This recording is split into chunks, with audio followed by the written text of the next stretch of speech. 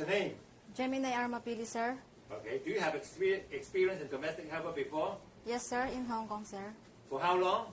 Only 10 months, sir. Why only 10 months? Because my Kong Kong is already died, sir. Oh, He's so old they- man. He's oh. old man, sir. Already died. Yes, sir. So what disease? Old man, sir, because he's old man, sir. Very old already, right? Yes, sir. Okay. So what's your job there? How to clean the house, sir. Then I go to the hospital to bring the food, to feed him. Like that, sir. Okay. And also you need to take bath of the. Yes, sir, to take bath, to change the diaper, like that. You change diaper and also take a bath. And, Yes, sir. And also you need to injection or not?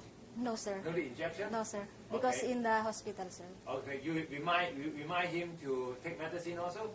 No, sir, only visit him, like that. In the hospital, sir. Oh, in the hospital only. To change, yes, sir, to change her okay, diapers, like that. You mean that all the things you hospital will do it? Yes, sir. Okay. So why you want to work in Hong Kong again? To earn money, sir, then to help my parents, the financial problem, sir. Okay. Also, can you cook?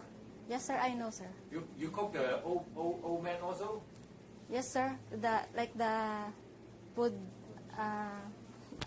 what I mean? To grain the food, sir. The food. Yes, sir. Okay. And okay. So thank you. Okay, sir. Thank you.